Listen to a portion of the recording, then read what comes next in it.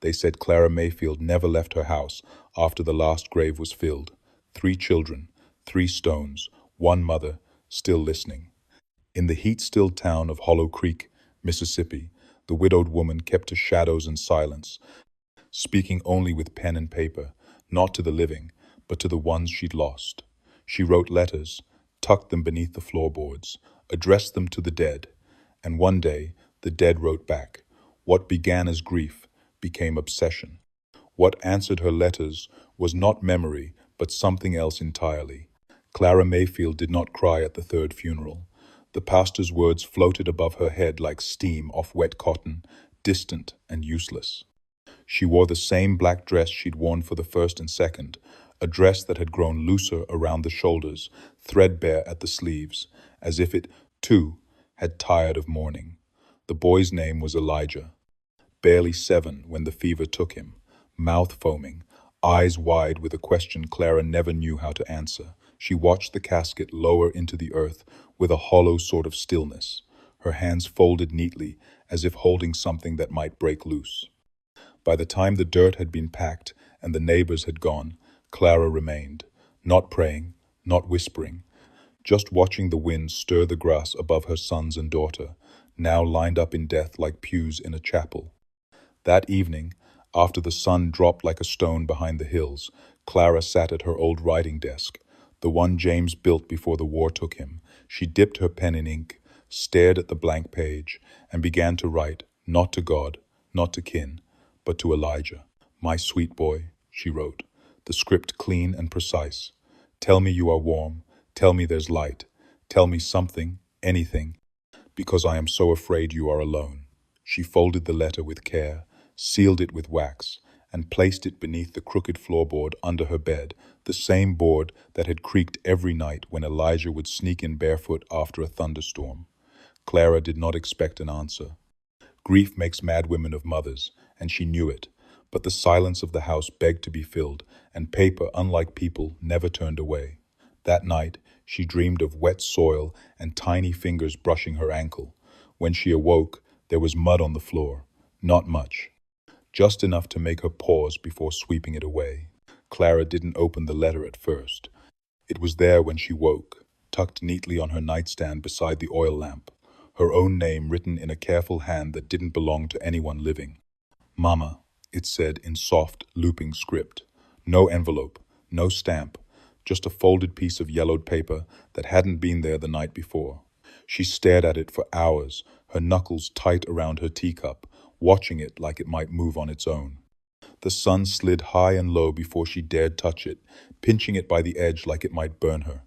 Her heart thundered in her ears. She knew this writing. She had taught it. Letter by letter, elbow over elbow, until Elijah could scrawl his name on the back of hymnals with pride. The paper smelled of damp soil and something older iron, maybe, or rot left out in the rain. She unfolded it with shaking fingers. The words inside were simple. Mama, I heard you. It's cold down here, but I got your letter. Thank you. I showed it to Mr. Buttons. He said, you write pretty. No signature, just a small thumbprint at the bottom, smudged with something dark. Clara dropped the letter and stepped back like it had screamed. Her knees buckled and she sank to the floor, whispering a prayer that tangled itself halfway through her throat. It couldn't be real. It couldn't be. But the curl of the letters, the way the T's slanted right, the loop in the Y of you, they were his, undeniably, painfully, Elijah's. She clutched the paper again, pressing it to her chest, then read it twice more, trying to make sense of the name buried in the middle, Mr. Buttons. She didn't remember ever saying that to Elijah, didn't recall a toy or tale by that name. Yet it nestled there in the middle of her son's voice like a knot in wood. The next morning, she tore the page from her journal and wrote again. Elijah, I'm here. I love you. Who is Mr. Buttons? She placed it in the same spot beneath the floorboard and waited. The house groaned with every step. The kettle hissed longer than it should have. Outside, the wind scraped the siding like nails. She didn't sleep, just watched the ceiling and listened to something faint beneath her bed, a slow, dragging sound, like fingertips pulling across splinters. By dawn, a second note lay on the nightstand, written in darker ink, the letters smaller. Mr. Button's lives where we do. He helps us right now. He says there's more coming. Clara folded the note with stiff fingers and blew out the lamp, whispering to no one, Lord, what have I opened? The third letter came, folded into a perfect square, balanced on Clara's pillow like a child had left it there before slipping away. The paper was thinner now, almost translucent, and it trembled when she held it, as if breathing. She didn't open it right away. Her fingers hovered above the crease, while her eyes scanned the room, the drawn curtains, the untouched bedspread, the cracked glass of her vanity, where a shape had once flickered in the mirror and never returned. She finally unfolded the note and read, Mama, it's cold down here, but there's a little light now. We made candles out of our teeth. Mr. Buttons showed us how. The words didn't hurt at first. They didn't land like knives or bring tears. They just settled like dust, like mildew, like something that had always been there. The rest of the letter was written in a mix of childish joy and something else, something off. We have a room, it said. It's not all dirt anymore. There are shelves. My sister brought her comb, and Sarah has her doll. Mr. Button says it's nicer now that we have our voices back. Mine was hiding in the mud, but he found it. Clara stopped reading. Her mouth went dry. Elijah had never known what had been buried with them. She'd kept those details for herself, the small, secret griefs, the comb with 3 teeth missing, the porcelain doll with 1 eye, the black ribbon her daughter wore even in sleep. But now, the doll was back, the same one she'd clutched as she wailed through fever. Clara had found it yesterday morning, sitting on her porch, soaked, cracked, and tied at the neck with a red string. She'd thought it was a cruel prank, or madness finally finding its way to her. But the letter named it, Sarah's doll, still here, still watching. The bottom of the page was stained, smeared with what looked like ink but smelled wrong sweet, like rotting pears. Beneath it, a final line, smaller than the rest. We're not alone. Clara felt the cold rise through the soles of her feet as she stood. The floor creaked, and something creaked back. Not echo, not memory, but reply. She dropped the letter and stepped to the edge of the room, pulling up the same board she always did. The dirt below was disturbed, wet, packed tighter than usual, like something had pressed its face to the underside of the floor and waited. She didn't write that night. She didn't sleep. She sat with the lamp lit and stared at the wooden slats, listening to the soft, rhythmic tapping beneath them, not like footsteps, like fingers, like writing. The doll was waiting for her again. This time, it wasn't on the porch. It was sitting upright on her kitchen chair, legs dangling, one porcelain foot cracked, the other still smeared with black dirt. Its glass eye gleamed in the morning light, cloudy but alert. The red string around its neck was knotted tighter now, digging into the chipped ceramic like a garrote. Clara stared at it from the doorway, her heart slow and heavy in her chest. She hadn't touched the doll since yesterday, had thrown it into the firewood stack out back, thinking it would vanish like a bad thought, but here it was again, seated like a guest, waiting for tea.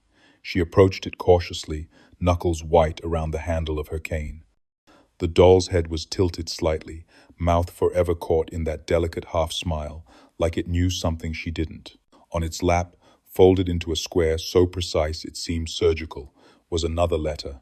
No envelope, no stamp. Just her name written in child's scrawl, Mama. She didn't bring it to her room this time.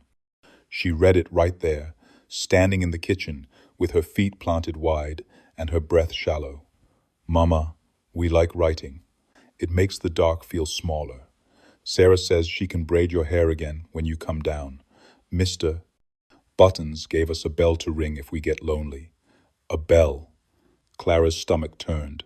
That word unlocked something, a memory she'd buried along with the rest. A bell they had tied to Elijah's wrist in his final days to know if he stirred. He had hated it, said it made him feel like a dog. When he passed, the bell had been buried with him. Clara remembered placing it in the coffin herself, and yet it rang. At dusk, while she washed the dishes with trembling hands and whispered psalms under her breath, it rang from the parlor. A high, clear chime. Singular. Intentional, not a draft, not the wind. Clara dropped the plate. It shattered, but she didn't flinch. The doll was no longer in the kitchen. It was now seated on the windowsill, bell tied to its wrist with frayed twine. Clara couldn't breathe. Her knees threatened to buckle, and she gripped the sink to stay upright. "Stop it," she whispered to the room, to the shadows, to the floorboards. "Stop it, please." But something deep beneath the floor shifted in reply. Not just a scrape or rustle. It was a movement, like something rearranging its limbs after a long, cramped sleep. She did not write that night, but she did not sleep either. At midnight, the bell rang again. This time, it wasn't from the doll. It was from under the bed. By the fifth letter, Clara no longer lit the lamp before reading. There was something about the way the oil flickered, how the shadows danced behind her, that made her feel watched. She read in darkness now, by gray light or none at all, sitting stiff-backed at the edge of her bed like she was attending her own funeral. The letter had arrived, wrapped in a strip of white muslin, not paper, and knotted with a child's braid. It was her daughter's hair. She could tell. Clara had kept a lock of it in her Bible for years, and this matched exactly same chestnut curl, same slight wave near the end. But this braid was longer than what had ever grown in life. Too long. She unfolded the cloth slowly. The writing was cramped and slightly crooked. The letters jittered, like the hand that wrote them trembled, or maybe didn't understand how bones were supposed to move anymore. "Mama, we miss you. We want to feel warm again. We remember your hands. I gave Mr. Buttons my voice so I could feel your words better. Did you hear us last night?" Clara's mouth dried. She hadn't spoken aloud in 2 days, hadn't written back in 3, but she had screamed. When the bell rang the second time, not under the bed, but from inside the wardrobe, she'd screamed loud enough to rattle the shutters. She had locked every door, pushed the writing desk against the bedroom entrance, and wept silently until dawn. She thought no one had heard. The letter continued. "We don't get scared anymore. Mr. Buttons eats the fear so we can sleep. He says we're almost ready to come back up. Do you want us to come up, Mama? If you do, bury the reply under the root. You know which one." She did. Lord help her, she did. The oak behind the house, the one with the split base where Elijah once hid pennies for the fair. Clara folded the letter and placed it on her lap. Her hands were shaking now, not from fear, from temptation. For the first time, the thought crept in, what if she said yes? What if she let them back, just once, just to see them, just to hold them? She pressed her eyes shut and rocked forward, whispering, "No, no, no." But her hands, traitorous things, were already reaching for paper, already picking up the pen. She wrote only 2 words, "Not yet." Then she buried it under the root. That night, she dreamed of breathing in soil, of mouths pressed against hers from beneath the ground. And in the morning, 3 new pennies lay on her windowsill, polished clean, warm to the touch. Miss Adeline Beck had lived on the edge of Hollow Creek longer than anyone could remember, and folks said she'd outlived 2 husbands, 4 children, and a house fire that burned everything but her shadow into the ground. She wore black even before she had cause, and her eyes were milky in a way that made children cross the street. Clara hadn't seen her in years, not since Elijah's birth, but the knock came just after sundown, firm and steady, like someone checking the seams of the house. When Clara opened the door, Adeline was already seated on the porch rocker, hands folded neatly on her lap. "You're writing to them," the old woman said, without preamble. "Aren't you?" Clara didn't answer, didn't need to. The air was thick between them, pressed full of unsaid things. "I did too," Adeline whispered, rocking once. "Long ago, after the fever took my youngest. You think you're the first mother to try and tear open the sky with ink?" Clara sank slowly into the other chair, eyes wide. Adeline turned her face toward the dying light. "It starts the same. The ache, the silence, the questions. So we write, because paper listens better than God ever did. But listening goes both ways, child, and some things under the earth still have ears. Clara wanted to ask what she meant, who they were, if Mr. Buttons had ever written her to, but her throat was too tight to shape words. Adeline reached into her coat and pulled out a bundle of old, brittle letters tied with red thread. They stopped after I burned these. But the house never did quiet. I still hear her, sometimes, under the floor, brushing her hair. She leaned in, her voice cracked like wind through bones. If you keep answering, they'll keep learning. And when they learn enough, they start remembering how to come back. Clara took the letters with trembling fingers. They smelled like smoke and violets, and something wet left too long in the dark. It ain't them writing anymore, Adeline said. Not really. Not fully. Pieces of them, maybe. But there's something else behind the curtain. Something old. The children are just the way in. She rose slowly, bones creaking, and walked to the porch steps. Before leaving, she said, they'll offer you kindness, first, memory, then warmth, then noise. But if they ever ask for a name, yours or theirs, don't give it. Names are how they keep you. That night, Clara dreamed of Adeline brushing a girl's hair with a bone comb, her hands stiff, her face wet with ink. The letters still lay in her lap when she woke, but the thread had come undone, and in the center of the bundle, someone had scrawled in a child's hand. Say our names, Mama. Please. It started with the floor. At first, Clara thought it was just the old wood groaning beneath the summer heat, the way the boards sometimes sighed when the night cooled too quickly. But then the creaks came in patterns, a shuffle, then pause, then tap, like small feet pacing, like someone waiting their turn. She stuffed rags into the cracks, poured salt across the seams, and whispered prayers with a dry tongue. Still, the noise grew bolder. She heard it beneath her at all hours, even when she stood still, scratching, dragging, a low thump like a heartbeat out of rhythm, and then came the whispering. It wasn't words at first, only the sound of breath moving through splinters, shallow, uncertain, like lungs unused to air. Clara stopped sleeping. She sat by the wall with the shotgun across her lap, her hands blistered from the tight grip. Every time she blinked, she saw movement behind her lids, not shapes, not figures, but impressions, like something had been there and left a heat print behind. By the third night, she heard laughter.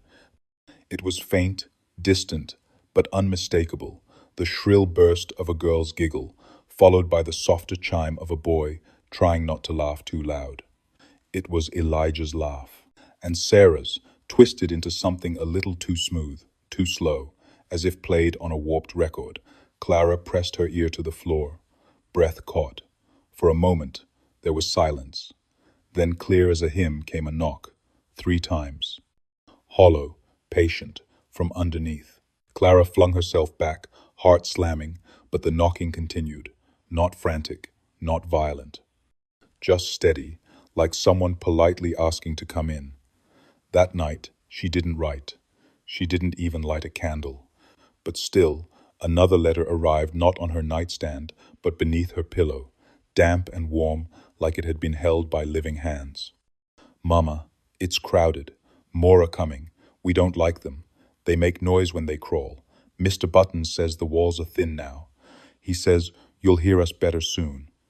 The ink bled across the page in places, smudging as if it wept. At the bottom, a smear of something gray and soft had been pressed like ash or mold or skin. Clara dropped the letter into the fireplace and watched it curl, but the next morning it was back on her pillow, unburned, the ink darker, the smear wider. That afternoon, she walked the perimeter of the house, hammer in hand, checking every plank, every window, every stone, and as she circled the back wall, she saw something strange, little muddy fingerprints on the inside of the glass, 10 of them, all pressed upward, like hands reaching from below. Clara did not go back inside for hours. When she did, the floor was quiet, too quiet, as if something underneath was holding its breath. Waiting, Clara walked to the post office with the letter clutched in her hand like a sin she couldn't confess. It was the first time she'd left the house in over 2 weeks, and Hollow Creek watched her like a widow rising from the grave. The streets were mostly empty, but behind lace curtains and warped window panes, eyes tracked her steps. She didn't care. The letter in her hand, written in her own trembling script, was addressed to Elijah Mayfield. No return address, no postage, no hope, just ink and sorrow folded into an envelope that smelled faintly of rosewater and rot. Inside the post office, the air was thick with dust and the sweet reek of old glue. Mr. Abernathy, the postmaster, was hunched behind the counter, sorting yellowed letters with hands that trembled from too much tobacco or too much time. He looked up and squinted. "Clara Mayfield," he said slowly, like saying her name might make the dead rise. "Haven't seen you in a spell." She placed the envelope on the counter. "I'd like to know if anything's been sent from this name." She pointed to the address. Mr. Abernathy frowned. "Elijah Mayfield?" He looked down, blinked. "Ain't that your—" "Yes," she cut him off. "I know.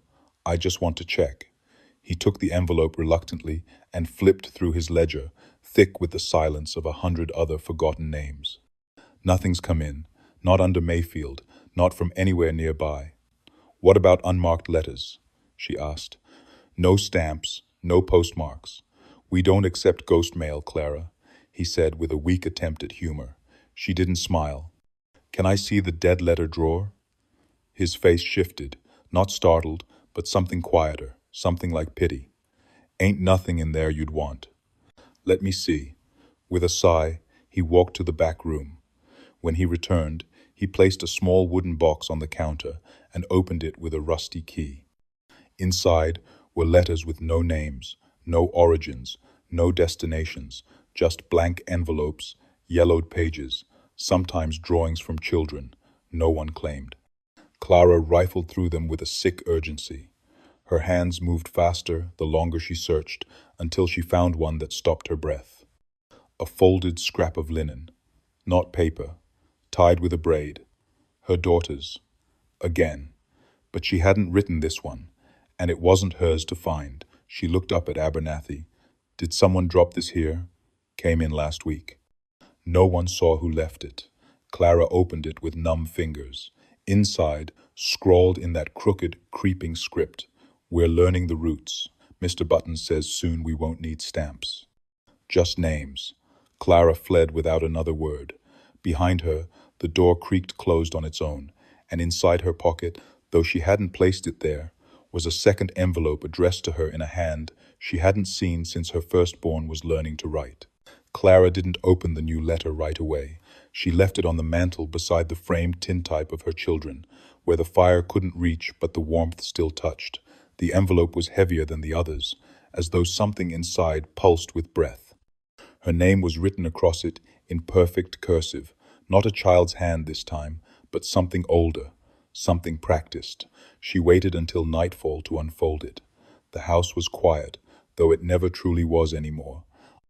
She sat by the window, the moon a weak eye through the curtain, and read aloud in a whisper that trembled at the edges. "Mama, we're getting better at writing.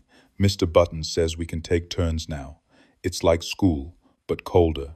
He teaches us how to shape the letters with what's left of our fingers." Clara stopped, pressing the page flat against her knee to still the shaking. The letter continued, the penmanship shifting slightly every few lines. "We like writing to you. It makes the silence softer. When we write, we remember your voice. When we write, the dark pulls back. Mr. Buttons lets us borrow his eyes sometimes, so we can see the page. They're shiny. They float like coins." Clara's stomach turned. She could picture it too easily, a boy's small hands gripping a quill, guided by something behind him, something with hands too long and eyes too many. The letter ended with a line that took her breath. "We want to come home. We can be quiet if you want. We don't have to breathe. Just open the door. You don't even have to say yes. Just think it hard enough."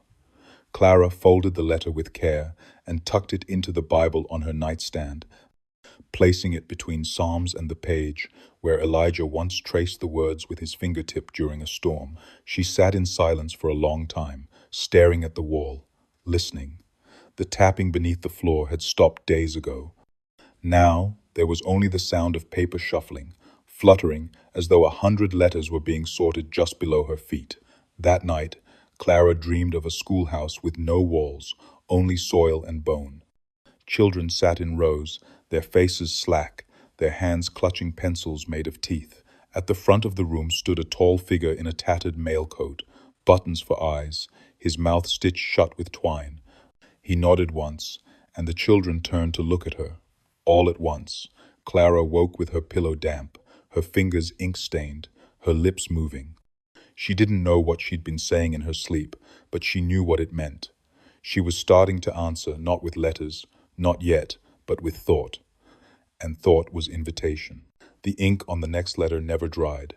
No matter how many times Clara touched it, the words remained wet, smearing across her fingertips like soot.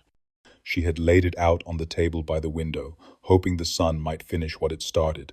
But even by late afternoon, the script still glistened, black and sluggish like oil. She stared at it for hours, resisting the urge to read. The letter breathed, not literally, but in the way it seemed to pulse when she stepped near, the lines of text shifting ever so slightly, as though still being written by an unseen hand.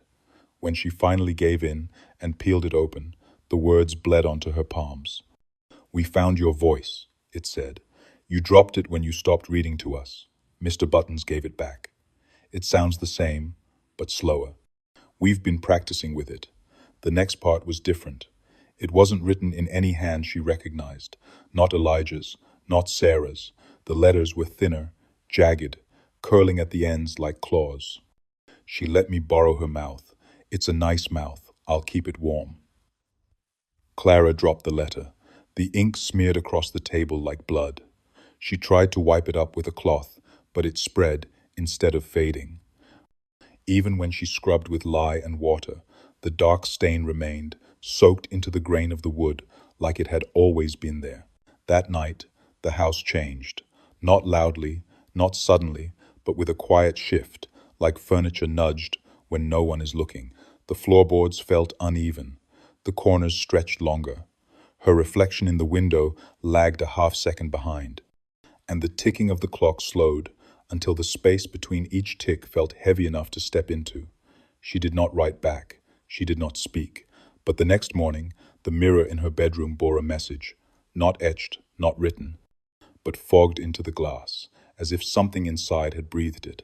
"Your silence is lovely, Mama. We'll use it soon." Clara covered the mirror with a sheet and sat on the floor until dusk. She could no longer tell when she was asleep and when she was merely remembering. She heard lullabies that no one sang. She saw her children in the corner of her eye, never when she turned. When she held her breath, she could hear another one layered beneath it, smaller lungs, mimicking her rhythm like a cruel echo. She didn't scream. She didn't run. She only whispered one line, over and over, until her voice cracked apart in her throat. "You are not mine. You are not mine. You are not mine." But the next letter was already sliding under the door, ink wet, paper warm, addressed in her own hand. The envelope was addressed to a name Clara had never heard, not Elijah, not Sarah, not even her youngest, the one too small to speak before death took him. This name was older, Ira Ruth Langley, written in pale green ink that shimmered when it caught the light.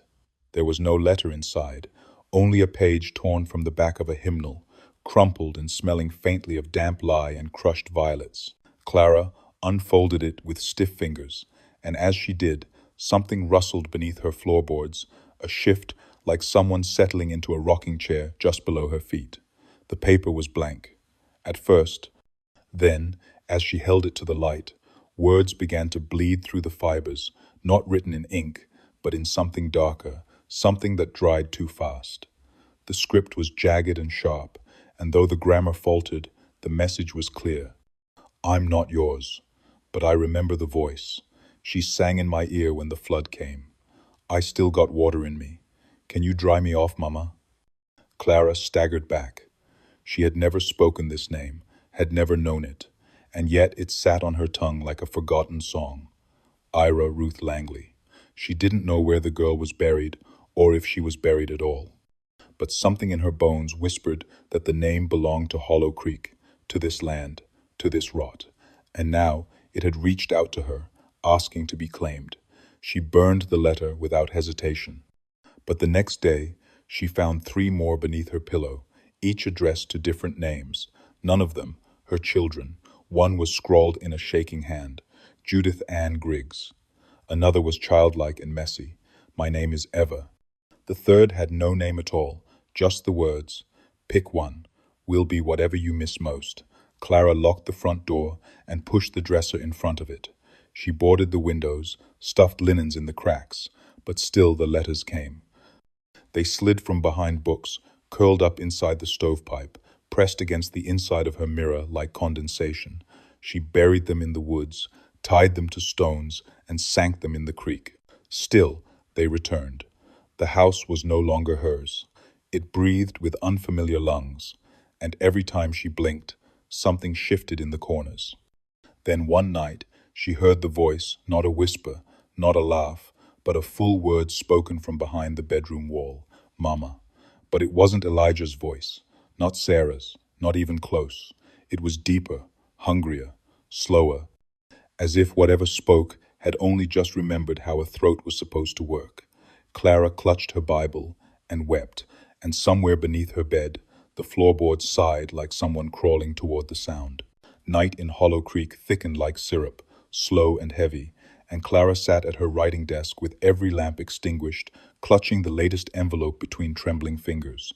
It was heavier than the others, its edges damp as if pulled from a river. Her name sprawled across it in a hand that seemed familiar and wrong at once. Elijah's loops mixed with a stranger's slant. She could smell the paper before she unfolded it. Wet moss, candle wax, and something sour like milk left too long in the heat. She told herself not to read, that Miss Adeline's warning still echoed like a hymn in her ears. But grief is a lockpick, and loneliness a door left ajar. She opened it. The letter unfurled with a slow crackle, and words crawled across the page as though still being written. Mama, it began, we can hear other voices now. They come through the cracks. They say their names, but we can't keep them straight. Mister. Buttons makes them line up and take turns, but they don't listen. They're smaller than us, but louder. They scratch the dirt with their teeth. Clara's throat closed. She could picture it too easily. A room beneath her house, crowded with pale shapes pressed shoulder to shoulder, whispering names in the dark. The letter's ink glistened wet against her skin. We want to come up, it continued. We're learning how. We don't need doors, just names. Say ours, Mama. Please. The last word stretched long, the S dragging like a hiss. Beneath it, smeared thumbprints dotted the page, each one smaller than a coin, some dark, some pale, and one that looked like it had been pressed with no skin at all. Clara dropped the letter and stumbled back from the desk. The house had gone utterly silent, not the hush of sleep, but the held breath of a predator. She could hear her own heartbeat like a hammer in a coffin. Then, faintly, under the floorboards, a sound rose, whispering at first, then a soft humming, a tune she recognized but had not sung since her children were alive. A lullaby. They were singing it back to her, broken and off-key. She pressed her palms to her ears but still heard it under her skin. She thought of Adeline's bundle of letters, of the braid tied with red thread. She thought of the pennies, still warm on her windowsill. Clara slid to the floor, back against the desk, the letter lying between her knees like an offering. She whispered one word into the dark, not a name, but a prayer. Enough. But the lullaby did not stop. It swelled until it felt as if the house itself was humming, the walls trembling with the sound. And in the corner of the room, where the lamp's shadow pooled deepest, she thought she saw a button glint. She tore up the floor at dawn, not out of courage, but exhaustion. The letters had kept coming through the night, sliding out from under the stove, tucked inside her boots, one wedged between her teeth when she woke gasping. Each one said the same thing in different voices. We're so close, Mama. We're almost there. Clara didn't scream. She didn't cry. She fetched the crowbar from the shed with numb fingers and began prying up the boards in her bedroom, one by one, until the sun slanted across the dirt below, and the whole room smelled of mold and something older, something sour, like turned milk and rust. The earth looked churned, not recently, but as if restless hands had been stirring it just beneath the surface for weeks. Threads of cloth stuck out in places, a cracked marble, a wooden block with the letter E etched into it, a piece of comb with teeth missing. Things she had buried with them, things that should have stayed buried. Clara dropped to her knees, heart thudding in her ears, and touched the soil. It pulsed beneath her hand. She drew back quickly, watching the dirt settle like breath in a sleeping chest. And then she saw them, faint but real. Scratches along the floor joists, tiny gouges in the wood where fingernails had clawed upward. Some were fresh, others older, darkened with time. In the far corner, beneath the bed, she noticed something tucked against the wall. She crawled toward it, arm trembling, and pulled out a small shoe. Sarah's, still laced, still caked in red clay from the day she died. But inside was something new, a rolled scrap of paper, pressed so tightly it had warped the leather. She unfolded it slowly. "Mama," it read, "we're not the only ones. The others want your hands. They said yours still remember how to hold us. Mr. Button said you were good at lullabies. He said he misses your singing." Clara stumbled back, dropping the shoe, her breath caught in her throat. Beneath her feet, the dirt began to shift. Not a tremble, a movement, something rising. She threw the floorboards back down and hammered them into place with shaking hands, sealing the wound she had opened. Then she sat on the edge of the bed and stared at the spot where the shoe had been, waiting to see if the earth would rise again. It didn't. But just before dusk, a new sound joined the humming, not from beneath the house, but within the walls. A scraping, a dragging, like nails across wood, like something trying to remember how to climb. And when she passed the mirror on her way to the kitchen, she caught her reflection, whispering, but her mouth hadn't moved. By the 13th day, the whole town felt heavier. Hollow Creek had always worn its silence like a second skin, but now it pressed against the lungs, thick, slow, full of the kind of stillness that made dogs whimper and birds forget their songs. Clara watched from her porch as the neighbors crossed the street to avoid her gate. No one met her eyes. No one spoke her name. But she heard it whispered anyway, not by mouths, but by windows, by wind, by the trembling hands of old men crossing themselves as they passed. That morning, the church bell rang once at the wrong hour. No one had pulled the rope. That night, the wind carried voices. Clara sat by her boarded-up window, fingers curled tight around her teacup as she listened to the sound drifting through the trees. Laughter, childish, high-pitched, and wrong, like someone trying to remember what joy sounded like and getting it just a little off. By midnight, people had begun to murmur. The blacksmith's wife claimed she saw a girl combing her hair in their barn, though no one had entered or left. The undertaker's youngest came running from the woods, screaming about dolls buried in the creek bank, blinking in unison. And Miss Eleanor Griggs, who hadn't spoken in 6 years, whispered, "I heard my boy call for me, but I never had a boy." Clara knew it was spreading. Not the letters, the listening. Something beneath Hollow Creek had woken, and now it had ears. She found chalk marks on her porch the next morning, 3 small X's drawn in a row beside the steps. She scrubbed them off with salt water, but they came back by sundown, darker and deeper, etched into the wood itself. Inside the house, mirrors began to fog without heat. The kettle whistled without flame. Her Bible felt heavier in her hands, as though every page carried a name she hadn't meant to read. She lit no candles that night. She just sat in the dark with her back to the door, waiting. She could hear them moving now, not just below the floorboards, but in the walls. Shifting, pacing, practicing. At exactly 3 minutes past midnight, her name was spoken aloud, not shouted, not whispered, just spoken, from every corner of the house at once. Clara, her own name, as if the house had decided to address her directly. She didn't answer, she didn't move, but the floorboards beneath her warmed like breath, and somewhere far off, too far, she told herself a bell began to ring.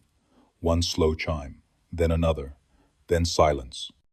In the morning, she opened her eyes to find her hands stained with ink she hadn't touched, and on the wall beside her bed, scratched into the plaster with something blunt and small, were the words, "We heard you listening." They found Miss Adeline Beck on her knees in the chapel aisle, her hands folded like she was still trying to pray, her mouth filled with paper. Not torn pages from a Bible or hymnal, but letters, dozens of them crammed so deep down her throat the doctor couldn't say which one killed her. They said she hadn't screamed, that the groundskeeper heard her cane tapping up the chapel steps just after dawn, the soft creak of the door, and then nothing, no struggle, no shout, just silence, as if she walked in willingly and laid herself down before the dead. When the letters were removed, some still bore ink wet enough to stain. Others were so old they crumbled at touch. None were addressed to her, but every one of them began the same way. Mama. Clara didn't go to the burial. She watched from her window, the glass fogged with breath she hadn't felt leave her. Adeline's coffin looked too small, too light, like it didn't hold anything whole. They buried her in the churchyard, beside her last daughter, the one who died of fever in her sleep, and the ground trembled just slightly as the shovel hit the final layer of dirt. That night, Clara lit every candle she had. She wrote no letters, she read no replies, but when she passed her mirror on the way to bed, she paused. Something was taped to the glass. A note. It was not written in ink. It was pressed into the paper with something soft, like fingernails dipped in ash. She didn't write back, so we wrote inside her. Clara tore it down and burned it in the stove, but the words remained behind her eyes, seared like memory. The next morning, she found her writing desk open, a fresh letter laid out on the surface, ink still glistening. She hadn't written it, but it was in her hand. "We miss Miss Adeline. She stopped being fun. She started saying names that weren't hers. That makes things bad. You're still good, though. You still have time." Clara felt her knees weaken. Her hands, always steady in grief, began to shake. She knew what it meant. They hadn't just written through her. They were practicing, learning her rhythm, her slant, the pressure of her pen. She was no longer the only voice at the desk, and deep inside her chest, something stirred, not fear exactly, but the terrible, yawning certainty that soon, very soon, they wouldn't need her hands at all. Just the paper, just the ink, just the house. That night, as she lay in bed, listening to the floorboards breathe, a letter slid itself onto her chest. She didn't touch it, but it unfolded anyway.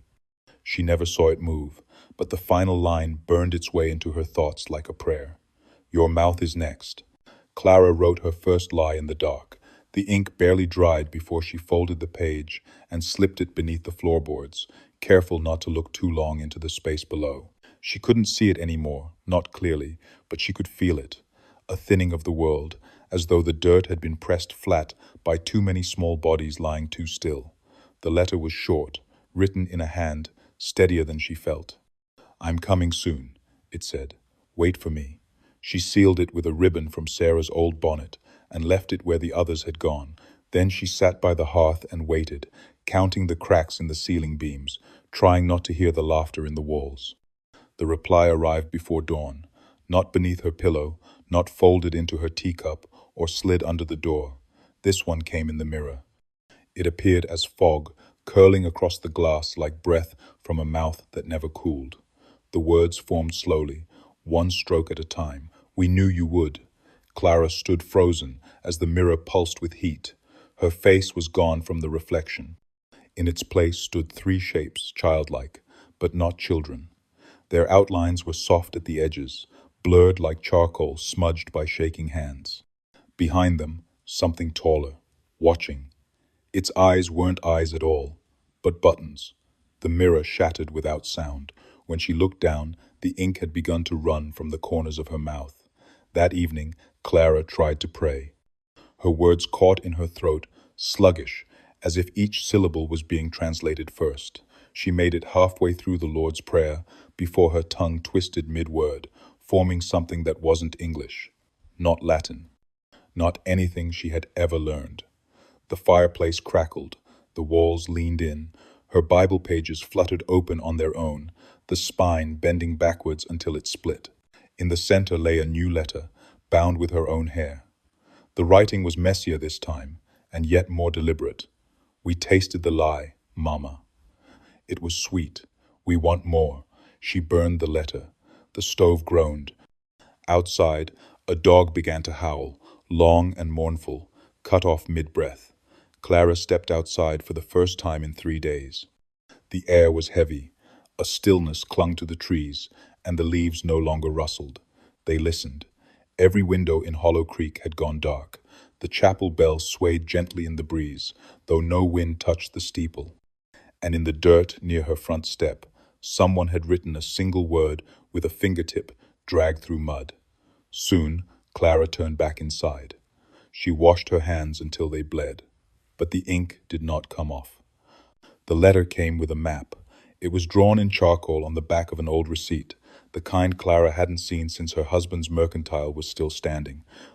The lines were crude but unmistakable: her yard, her porch, the twisted oak by the fence. 3 X's marked the soil, not random spots, but exact places she recognized in her bones. One beneath the tree swing, where Sarah scraped her knee the day she learned to pump her legs. One just behind the chicken coop, where Elijah once buried a bird he found frozen stiff. And the last beside the well, where her youngest used to hum lullabies to the frogs. The letter pinned to the map was short: "Bring a shovel." We made room. Clara didn't plan to obey. She folded the note in quarters and left it atop the stove, meaning to burn it once her hands stopped shaking, but they never did. That evening, she stepped barefoot into the yard, the moon thick and bloated overhead, the soil already damp beneath her feet, though it hadn't rained in days. The oak tree loomed, its branches bent like arms in mourning. Clara approached the first X and stood still, breathing through her teeth, listening. The earth made no sound, but when she pressed her palm to the ground, it was warm, alive.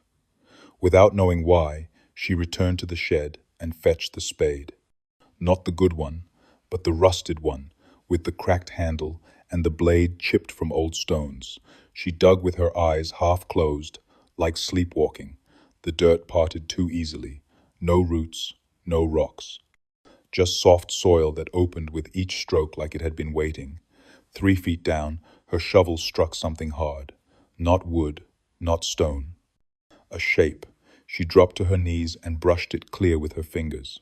It was a box, small, child-sized, but it wasn't old. The wood was freshly cut, damp. She hadn't put it there. Her children hadn't put it there, but something had. She pried it open.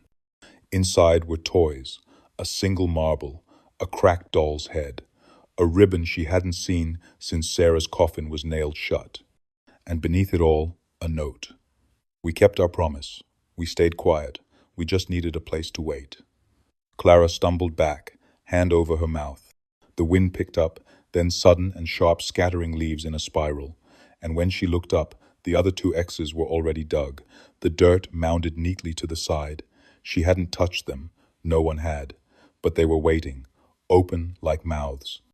Behind her, the porch light flickered, and from the far corner of the yard, in the deep black beyond the trees, a soft voice sang her name in 3 long syllables, sweet as a lullaby. The 4th grave wasn't there yesterday.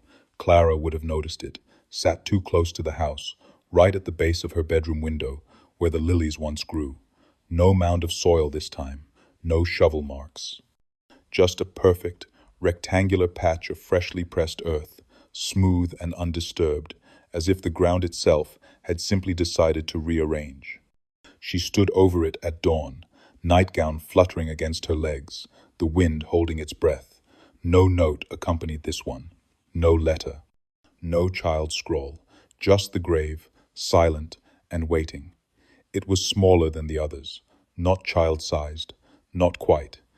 Too short for a coffin, too narrow for a body. She told herself not to think about what could fit in a space like that, what part of her it might be meant for. Inside the house, mirrors had begun to darken around the edges. Not crack, not fog, just slowly fade to black, like the silver beneath the glass was being devoured. When she looked into them now, her reflection came with a delay. Her lips would move a full second after her thoughts, and sometimes, only sometimes, they would not move at all. She covered every mirror with linen, but the darkness bled through. At night, the house no longer creaked. It whispered, not words exactly, but rhythm. The scratch of ink, the drag of something soft across wood, the sound of pages being turned by fingers without heat. Clara no longer trusted her own voice. When she spoke aloud, she heard echoes that weren't hers. So she stopped speaking altogether. Her letters were shorter now, sometimes nothing more than a sentence, sometimes just her name. She left them in the usual place, beneath the loose floorboard, though she had long since stopped expecting a reply. But replies still came. Not in envelopes, not in ink, but in sound. The low rattle of bones shifting in the wall, the high giggle of Sarah's voice from the chimney, paired with Elijah's soft hush. And then came the third voice, new, wet, gurgling. It didn't say words. It only breathed, loud and close, as though pressed against her ear. That night, Clara lit a candle and crouched beside the fourth grave. The soil had begun to sink in the center, not collapse, just a shallow dip, like something beneath was turning over in its sleep. She whispered into the dirt, no longer caring if she was heard. I didn't say yes. The earth twitched. A small crack split the surface, and something black seeped up around the edges. Ink, fresh and glistening. It soaked the roots of the lilies, curling them to ash. Clara stumbled backward, and as she did, a breeze lifted the curtains in her bedroom behind her, though every window was shut. On the sill, where the air passed through, lay a single piece of paper, blank, except for one line. We already know what you meant. Clara had not seen another face in days, yet faces were beginning to see her. It started with a flicker at the edge of the yard, a child's pale figure, where no child could be, crouched near the fourth grave, as though listening to the soil. By the time she blinked, it had gone. That night, while she boiled water for tea, she caught sight of movement in the window pane above the sink. 3 small faces pressed to the glass from outside, their features smudged as though underwater, mouths moving in slow, silent shapes. One of them had Elijah's eyes, but too wide. Another had Sarah's ribbon tied in her hair, but the bow floated slightly, as if no weight held it down. The third face was a stranger's, its skin gray and ridged like bark, but it smiled at her with the tilt of her youngest's mouth. Clara dropped the kettle, scalding her feet, but did not scream. She stood frozen until the faces faded back into night, leaving the glass fogged and wet. The next morning, she found small footprints circling the house, pressed deep into the dirt. They weren't all child-sized. Some were narrower, longer, like a bird's claws dragging alongside toes. Inside, she discovered the dolls she'd hidden in the attic, now sitting neatly on the parlor chairs, each one holding a scrap of paper. She refused to touch them, but she didn't need to. The letters unfolded themselves, words crawling across the pages as she watched. We are practicing, Mama. We are learning to look right. We want to look right for you. The ink dripped from the pages, dotting the rug like tiny black tears. Clara backed away, her hands trembling, and pressed her spine to the wall. She thought of Miss Adeline, her mouth full of paper. She thought of the graves. She thought of the lullaby she had not sung in years. That evening, she nailed the doors shut and shoved the dresser against the front entrance. But after midnight, she heard the doorknob turn slowly, testing, then stop. A whisper floated through the keyhole, light and childish. It's cold, Mama. Please. She bit her knuckle until she tasted iron. Another voice joined it, lower and older, scraping like metal dragged over stone. We are closer now. The room chilled. The mirror above the mantel rattled, and a thin crack bloomed down its center. Clara ran to her bedroom and crouched on the floor, arms over her head, rocking as she whispered prayers she could not finish. In the corner, something shifted. She looked up and saw them, not faces now, but figures, pale and narrow, standing in the dimness, with hands clasped as if in prayer. One reached out, but its fingers were too long, bending at wrong angles, and the nails were black with ink. Clara shut her eyes, but even through her lids, she could feel them staring. Clara burned the pen before dawn. The fire caught quick, the metal hissing as it twisted in the coals, the nib curling like it was trying to form one last word. She watched it blacken from her place on the floor, knees bruised and blood dried beneath her nails from clawing the dresser back against the door. The house no longer knocked or whispered, it waited, and that waiting was worse. She had stopped writing 3 days ago. No paper, no ink, no words. She thought if she closed her mouth and stilled her hands, if she emptied herself of thought, they might forget. But the letters still came, not on pages, not folded or sealed. Now they carved themselves into the mirror above her bed, into the frost on the windows, into the veins of the wood floor. The latest had appeared in the bathroom, written across the steamed glass of the basin. "We can write without you now." The ink had begun to bloom from her skin. Not visibly, not at first, but in the way her arms tingled when she passed by the writing desk, in the way her hands curled instinctively at night, like they were holding something. She would wake with her fingertips stained black, though the inkwell had been buried under the oak tree. She hadn't slept. Not truly, not since the fourth grave. Her dreams were now full of dirt and breath, of children brushing her hair with hands too soft, whispering that she had forgotten how to sing. The mirror no longer showed her face. It showed the room, but never her. And sometimes, just beyond where she should be standing, a figure would appear, tall, thin, mouth stitched closed, buttons for eyes. She draped every reflective surface with linen, but the messages bled through, stitched in thread across the sheets, spelled in ashes across the hearth. "Say it," they begged. "Say our names." Clara refused, but they knew.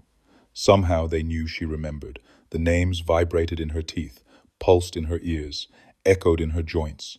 She no longer needed to read the letters. They were inside her now. That evening, she lit no candles. She didn't eat. She sat in the parlor with her hands tied in her lap, her mouth full of salt, trying to remember hymns that didn't end in pleading. And then came the bell. Not outside, not beneath the floor, but inside the walls, 3 soft chimes, like a signal from just beyond reach. She stood, moved without thinking. Her feet knew the rhythm. Her breath fell into their pace. She walked to the bedroom. The mirror had gone entirely black, a sheet of ink held up to the room, and on it, written in a hand that matched her own exactly, were 4 words. "You already said yes." She woke with the taste of dirt in her mouth. Not dust, not ash, dirt cold, clinging, and bitter with rot. Her tongue scraped against something rough, and when she sat up, gasping, she spit out a fingernail. Too small to be hers, too old to be recent. Clara gagged into her palms, trembling as she staggered from the bed, and that's when she saw it, her name etched across the walls in dozens of tiny handprints, smeared in ink that still glistened wet beneath the morning light. Clara, Clara, Clara. The writing climbed to the ceiling. It had not been there when she lay down. Or maybe it had, and she'd finally stopped pretending otherwise. She stepped into the hallway barefoot, every board creaking like a voice trying to remember how to scream. The mirrors were bare again, the linens removed. Her reflection had returned, but it was wrong just enough to unsettle. She blinked. It didn't. She turned. It watched. And then, in the mirror, her reflection opened its mouth, not in a scream, not in a cry, but in a whisper. One word, one name. Elijah. Clara stumbled backward, struck the wall, and fell to her knees. She hadn't spoken her son's name aloud in years, not since the funeral. Not since the dirt swallowed the ribbon and the fever and the breath from his chest. But something inside her, a part too tired to fight, had begun to remember. They had never needed her to write it, just to think it, just to feel it rise in her throat like a hymn. She crawled to the parlor. The dolls had returned to their chairs, each seated upright with eyes facing the door. Their mouths were open now, stuffed with petals, dried, blackened things that turned to ash when touched. On the writing desk sat a new envelope. Heavy, She didn't open it, but the ink had already begun to soak through. The name on the front was hers, her full name, including her maiden one, a name no one alive had spoken in decades.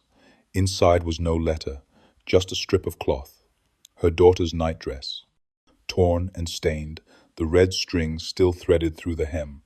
Beneath it, a single phrase, written in an unfamiliar, elegant hand. Will come when you sleep next. Thank you for the door. That night, she tried to stay awake. She lit every lamp, left the stove burning, opened every window to let the cold bite into her skin. But sleep came anyway, thick and warm and full of lullabies she didn't recognize. And as she drifted, she felt something lean against her back, small hands pressed to her spine, a breath against her neck, and a voice, not child, not human, whispered in borrowed syllables, "Mama, we're home." When Clara opened her eyes, the house had changed. The walls breathed now slow and patient, expanding with each inhale, groaning softly, as if they, too, were waking from a long sleep. The lamps had gone cold, every flame extinguished. The curtains hung stiff in the windows, not moving, though the air had turned restless. She sat up slowly, bones aching, and felt it immediately, the shift. Something had entered during the night, not with footsteps, not with force, but with permission. Her body ached in strange places. Her fingertips were stained black. There was ink beneath her nails. She smelled it on her breath. The letters had stopped arriving. There was no longer any need. Now the messages lived in her hands, in her pulse, in the trembling of the floorboards that seemed to follow her footsteps with eager mimicry. In the parlor, the dolls were gone. In their place sat shapes not full figures, but outlines formed from soot and fabric and hair, seated neatly as if waiting for tea. The table had been set, 3 cups. A fourth, smaller one, sat beside the hearth, and in the center, a paper placard scrawled in looping script. "We made it nice for you." Clara backed away. She hadn't spoken aloud in days, but she could feel her voice stirring in her throat, trying to form names she hadn't yet allowed herself to say. She pressed a hand to her mouth and fled to the bedroom, slamming the door. But it didn't matter. On the wall, in the shadow between the wardrobe and the mirror, something stood, not fully formed, a body in process. Long limbs, a head too large, no face, only smooth flesh where eyes should be, except for 2 small, round objects pressed into place, like coins, buttons. They weren't black, they were blue, Elijah's eyes. Clara sank to the floor and began to hum, not to calm herself, not to banish it, but because the tune had been planted deep and now it bloomed. A lullaby she hadn't sung since the fever took them. A song her bones remembered even when her tongue did not. The figure twitched, its arms bent backward, puppet-like, and it leaned toward her, mouth still absent, yet humming in harmony. Behind it, more shadows began to form, smaller, crooked, fingers bent like broken quills. One dragged something behind it, a ribbon. Another held a comb missing its teeth. The air thickened. Clara crawled backward until she hit the bed frame, whispering, "Not yet, please." But the room had already begun to reshape. Wallpaper curling, floor slats widening like a jaw. In the mirror, her reflection had vanished again, and in its place was a crib, empty, rocking slowly. Clara screamed not in terror, but recognition, and the crib rocked faster, as if soothed. The room breathed with her now, or through her. She could no longer tell the difference. The fire began beneath the floor, not in the hearth, not in the stove, but deep below the house in the dirt, in the old bones and paper and rot. Clara smelled it before she saw it, the scent of scorched ribbon and singed ink, of wax melting in places where no candles had ever burned. It crept through the floorboards like a sigh, curling around her ankles, rising slow and sweet as lullabies. She didn't run. The windows had already blackened. The doors were sealed shut with names she had never spoken, etched in charcoal across every hinge, every crack, every handle. The flames were quiet. They did not roar, they whispered. They flickered like fingers, reaching up to cradle the house rather than consume it. The walls darkened, not from smoke, but from something older, something that moved in reverse, like memory unraveling. Clara sat in the center of her room, cross-legged, hands folded in her lap, like a child waiting to be called. Around her, the shadows deepened. Ink bubbled up from the floor beneath her, slow and steady, pooling beneath her feet. It smelled like the letters. It smelled like her children. One of the portraits on the wall peeled from the frame and dropped to the ground, revealing behind it a mirror she had never hung. In it, she saw herself, but younger and smiling, surrounded by three children with blank faces and black buttons where their eyes should be. Behind them, a fourth shape loomed, the mouth still sewn shut, but now twitching, fraying. The threads had begun to unravel. She turned away, but the reflection kept watching her, even as the flames began to rise. Her nightgown caught fire without smoke. The lace curled in on itself like paper folding into a letter. She did not scream. The pain was distant, like a memory retold too many times. From the parlor, she heard a soft rustle, pages turning, books that hadn't been opened in years, flipping themselves apart, their words flying up and into the air like blackbirds. Names circled above her head. Her children's voices sang them back to her, one by one. First Elijah, then Sarah, then the baby who never had a name but had one now. And last was her own, whispered not as a question, not as a plea, but as a welcome. The floorboards cracked beneath her, not from flame, but from breath. Something was exhaling from below, rising through the ash. The fourth grave had opened. She knew it without looking, knew it the way a body knows water before drowning. The fire touched the ceiling. The wallpaper blistered. The mirror shattered inward, as if something behind it had leaned too close. And Clara, without thinking, reached for the ink pooling at her knees and dipped her fingers in. She wrote nothing. She only traced a circle on the floor and waited. They never found her body. When the fire died, Hollow Creek gathered outside what remained of Clara Mayfield's house, a skeleton of wood and stone, blackened down to silence. No smoke lingered, no ash fell, but the ground still steamed in places, and the scent of burned paper hung thick as perfume. The townspeople did not speak her name, not aloud. They turned their faces from the wreckage and crossed themselves when they passed. A few claimed they saw her in the flames that night, not screaming, not fleeing, but seated calmly in a rocking chair that did not burn, her hands folded in her lap, her eyes button black. The fourth grave remained, untouched. No one dared disturb it. In the days that followed, letters began appearing across town, folded neatly, left on porches, tucked inside church pews, slipped into children's coat pockets. None bore a return address. Each was addressed simply, Mama. The paper was soft, damp around the edges, the writing different in every one, some careful and sweet, others crooked, others shaking, but every letter ended the same way. Come home soon. We're waiting. Some families left town. Others boarded their houses so tightly no air could pass through. The postmaster closed the office without a word.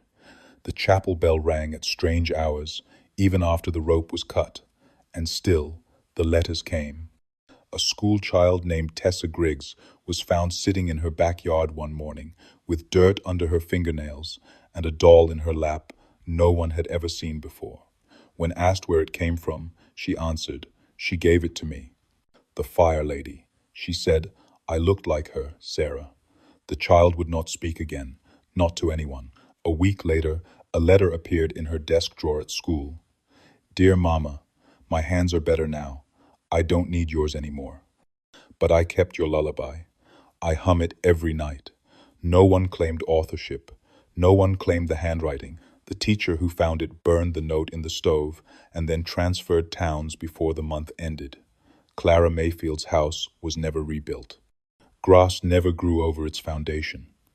At night, travelers said they saw flickering lights in the yard, as if someone were setting the table, and sometimes, only sometimes, the sound of a bell.